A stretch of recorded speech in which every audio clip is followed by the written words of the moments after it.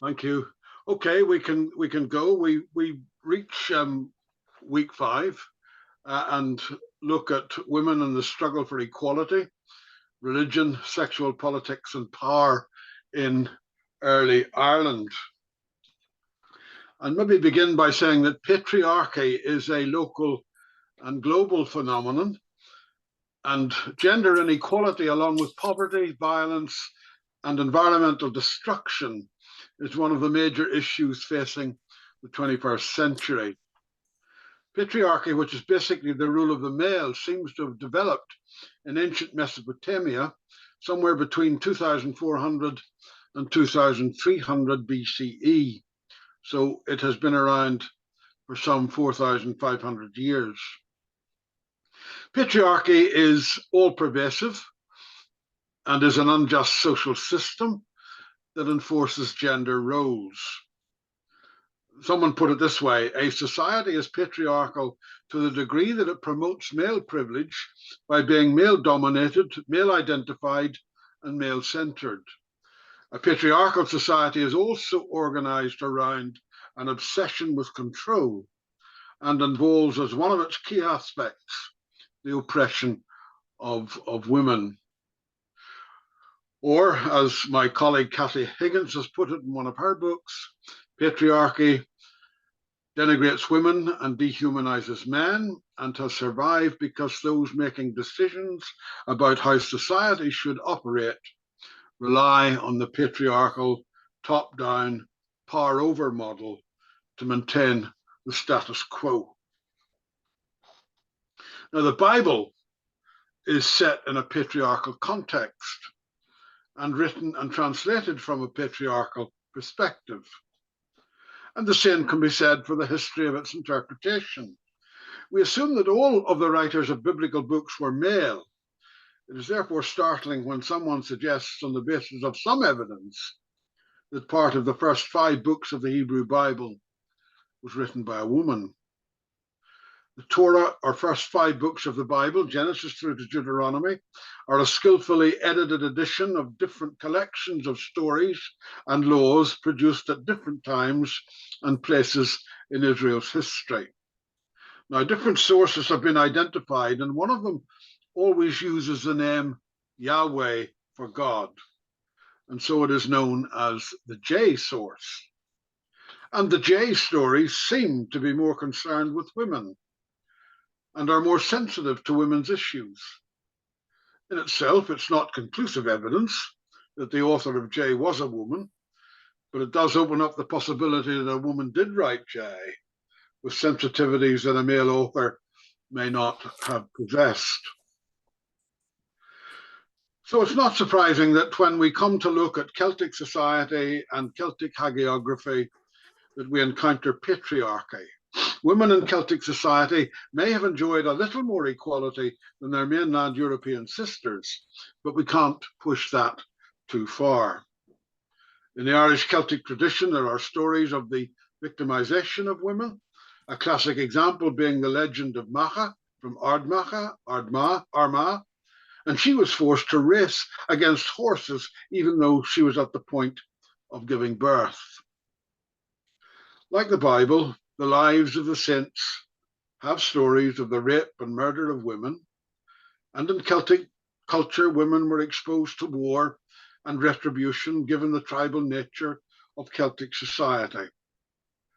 This was why Adamnan produced his Law of the Innocents, or Law of Women, at the Synod of Birr in 697 CE. The law gave legal protection to women and children in situations of war and violence. Not, it might be said, a law that has been heard of in Israel's merciless pounding of Gaza. Adamnan was influenced by his mother, who pitied the plight of women because they were enslaved by men.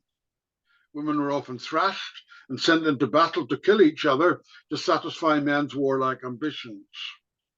According to the story, an angel persuaded Adamnan to make a law protecting women from abuse. Now, in the world of hagiography, there are few stories of women, and no women, it seems, writing lives. Bridget is one of the few to have 3 lives written. We know something of 4 others: Ita of Calidi, Monina of Calivi, Samthan of Clonbrony, and just a little bit of information, except for a very spirited and seemingly feminist reply to Senan, and she is Kinnair of Bantry.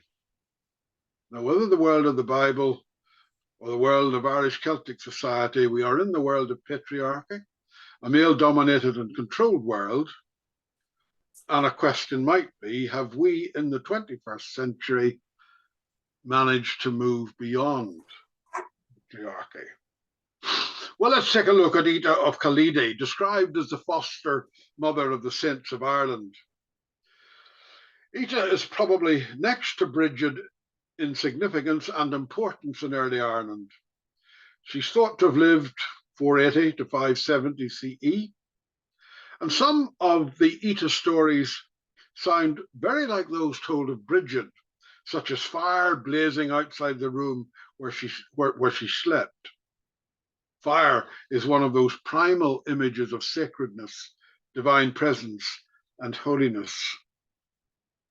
Born in County Waterford, she moved to West Limerick and founded a monastery there, which became known as Calivi.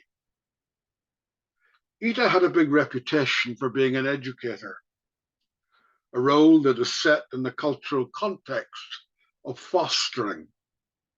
Celtic children were sometimes fostered, and fostering was about education. Bridget is said to have fostered boys, and Ita too. The most famous of our fostered boys, Ita's that is, was Brendan the Navigator, who spent 5 years with Ita. Foster mothers, like Ita, were educators of young boys, and even into later life, they offered advice, they shared wisdom and guidance. Ita was an educator, counsellor, soul friend. She was foster mother to so many, forming and shaping them for religious life, that she acquired the reputation of being foster mother of the saints of Ireland. And Brendan returned often to Ita, and there was a lifelong bond. She had educated him, mentored him, and was his sole friend, and to how many more. And yet, in the first Irish life of Brendan, Ita offers advice. Do not learn of women or of virgins, lest you be reproached in regard to them. Now, perhaps what we're hearing here is the hagiographer expressing anxiety about sexuality and opposite sex relations. There is something of a hint here that women are dangerous sexually. Significantly, Ita's life contains more references to religious women's sexuality than any other lives of women. The hagiographer appears to have an obsession about religious women's sexuality, suggesting that there is a development of sexual anxiety. Now, if, like the Bible, the lives are written by men, there may be an attempt in the context of sexual anxiety to present male monks and clerics as people of impeccable and scrupulous morals. The stories are not kind to women, advocating the avoidance of women, portraying them as struggling with sexual lust and as temptress. Sexual anxiety and unhealthy attitude towards sexuality and an increasing patriarchy led to growing gender inequality in Irish society. And yet, Ita's foundation at Calidi is characterized by caring, healing, forgiveness, reconciliation, restorative justice, and the transformation of relationships.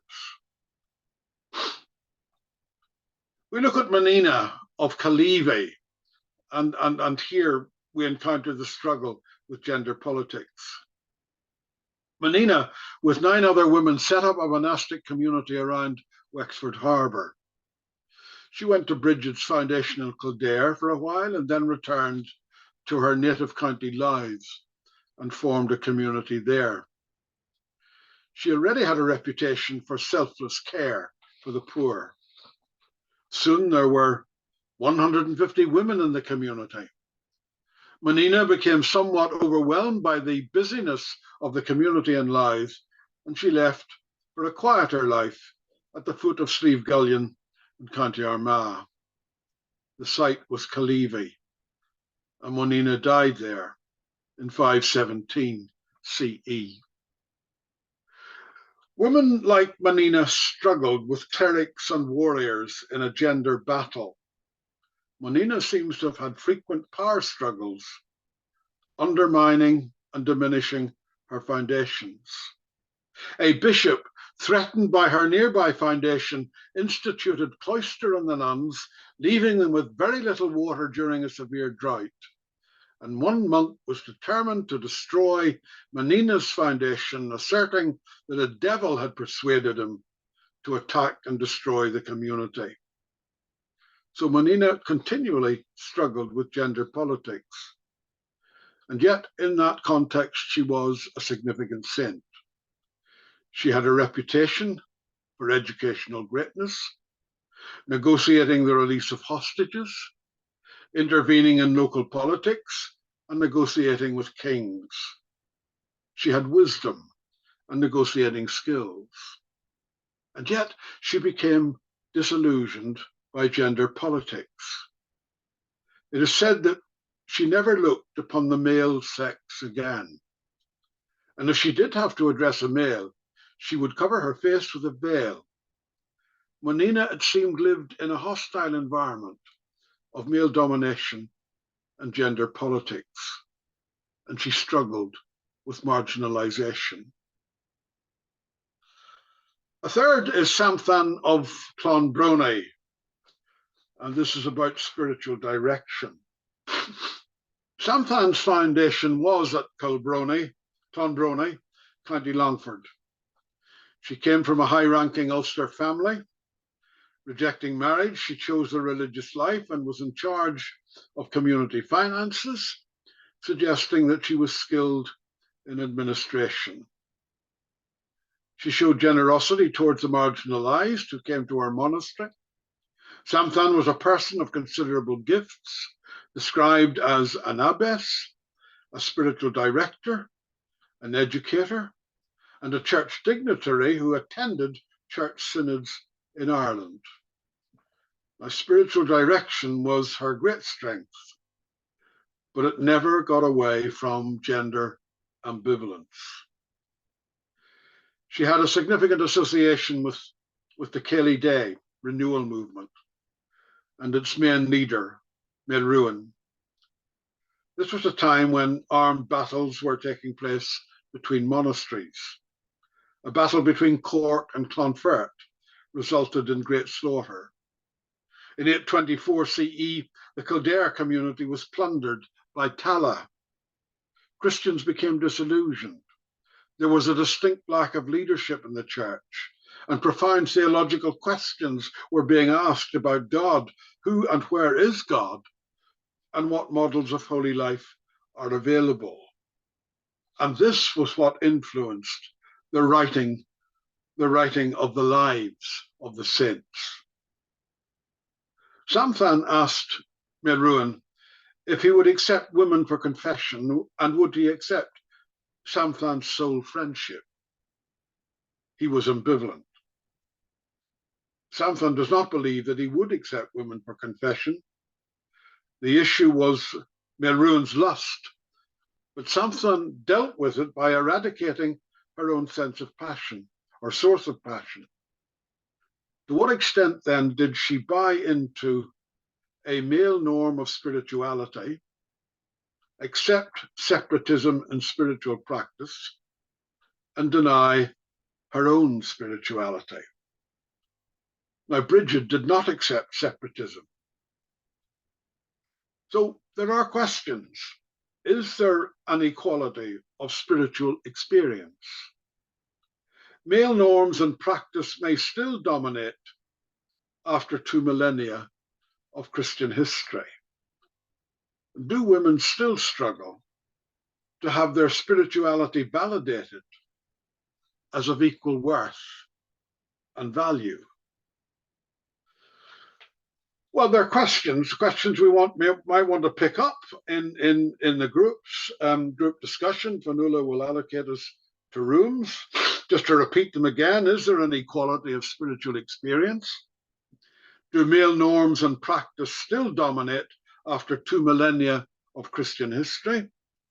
And do women still struggle to have their spirituality validated as of equal worth and value? Let's take about 20 minutes in some conversation with each other, and the questions are in the chat. Yeah, we're on recording. We're away. The fourth person that I mentioned earlier was Kinnear of Bantry, and asking really, was this Ireland's first feminist? Very little is known about Kinnear. The only source is found in the life of Senan, whose monastery was in Scattery Island in the mouth of the River Shannon. But Kinnear had founded a hermitage at Bantry, where she lived and prayed for many years. And she died in Scattery Island around 530 CE, and her partially submerged grave is marked by a flag and can still be seen in the waters of the island. Described as Kinnear the Pious, she prayed often, and one night had a vision of all the churches of Ireland with a tower of fire present. And the greatest fire was on Scattery. So she set off seeking the place of her resurrection, the place of her death. She crossed over to the island, and Senan came to meet her. An astonishing dialogue followed. Senan suggests she receive hospitality on another island, where there is a women's monastic community. Well, Kinnear will have none of his separatism, and she insists on Scattery. Women cannot enter on this island, said Senan. How can you say that? Asked Kinnear, and continued, Christ is no worse than you. Christ came to redeem women no less than to redeem men. He suffered for the sake of women as much as for the sake of men. Women as well as men can enter the heavenly kingdom. Why then should you not allow women to live on this island? Well, Senan in the end admired her persistence, and it paid off. She stepped onto the island, received the Eucharist according to the story, and died. But Kinnear's response to Senan is remarkable, and it remains a powerful speech in its challenge and affirmation of gender equality. She may have been a recluse in Bantry, but she'd worked out a significant theology of equality. Was she indeed Ireland's first feminist? The dialogue needs to be seen in the context of a 9th and 10th century life of Senan, which was wrestling with the question of mixed-sex monasteries. There are issues of gender, sexual temptation, and ritual purity. One interpretation sees a suspicion of women in Irish church life. And by the time the story of Kinnear is retold in the 13th century poetic life of Senan, it is affirmed there that women have nothing in common with men, and Kinnear is told to return to the world, lest she become a source of scandal. She is told, even if you are chaste in your heart, you have sex in your body. Now, the latter response from Senan is misogynist, and it's a variation on that interpretation of Genesis and Eve as temptress. Misogyny existed in the Celtic Church, and it was challenged from the earliest days by some of these female saints. Christian and secular women lived on the margins, unfortunately subordinate to men and kings and clerics. And we might ask, is gender equality still an ethical imperative in contemporary Irish churches? Can any lessons be learned from the Irish women saints in the Celtic era? Let's go contemporary at this point. You may know that, well, some of you are not from this part of the world, may not know this, but it has been agreed to erect 2 new statues in the grounds of Belfast City Hall. These statues would not have been considered 25 years ago. They would not even have been considered 10 years ago. But Belfast City Council agreed last year, and we may see these new statues in 2024. And I was traveling through city centre on the upper deck of a bus recently, and I saw in the City Hall grounds what looks like the preparation of a plinth. So work is progressing. Belfast is changing. Now, to begin with, both statues are of women. That would not have been agreed 10 years ago. And of even more significance, it is who these women are or were. One is Mary Ann McCracken, 1770 to 1866. She was a radical philanthropist from Belfast.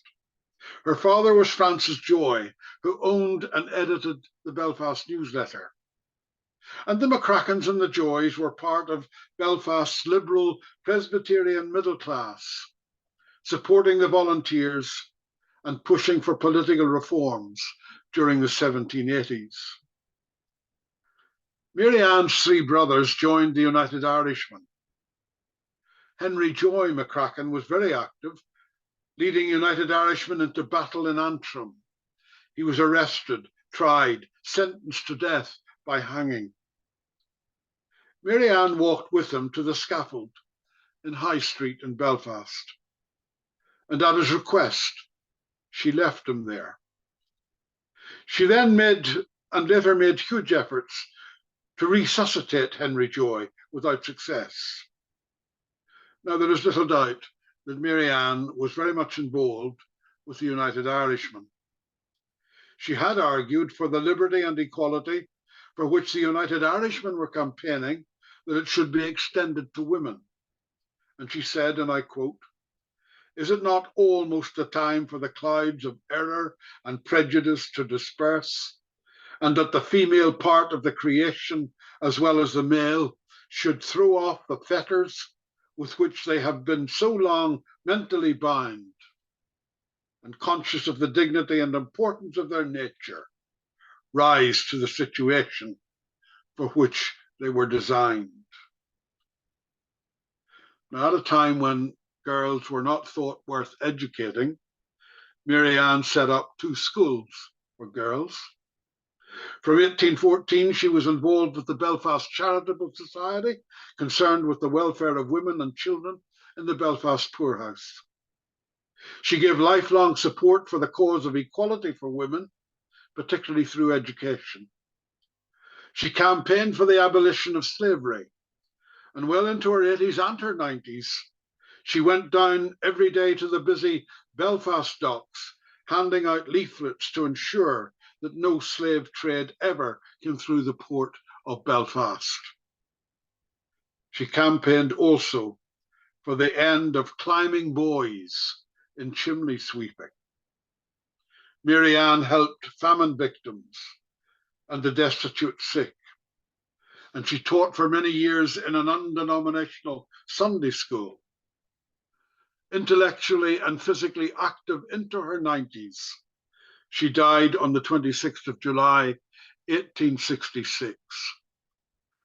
And a statue of Mary Ann McCracken is to be erected in the grounds of Belfast City Hall.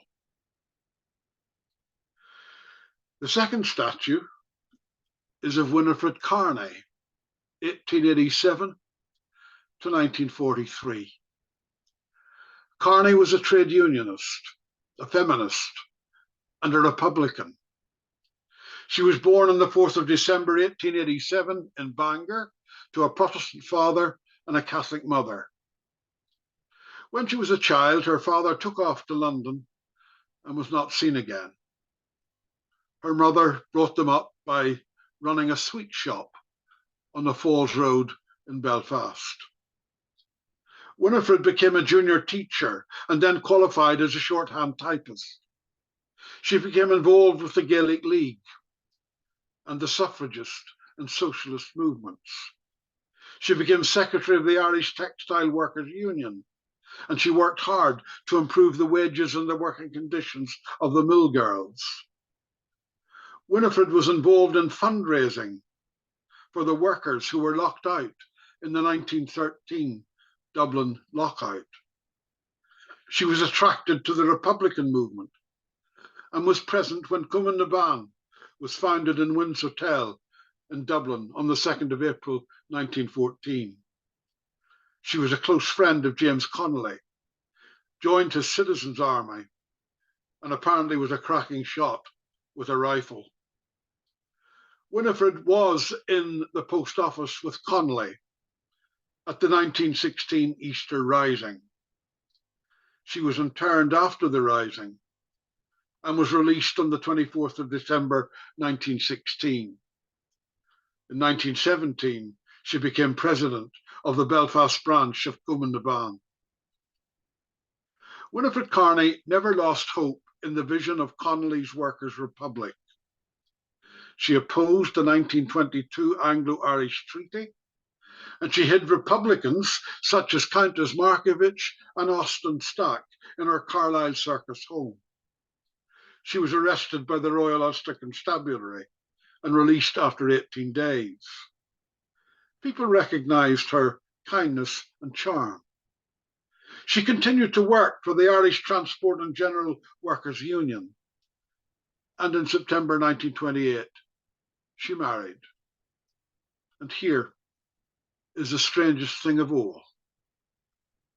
Winifred Carney, the Republican activist and involved in the 1916 Easter Rising, married George McBride, a Protestant, a member of the Orange Order, and a founding member of the Ulster Volunteer Force, and who fought with the British Army from 1914 to 1918.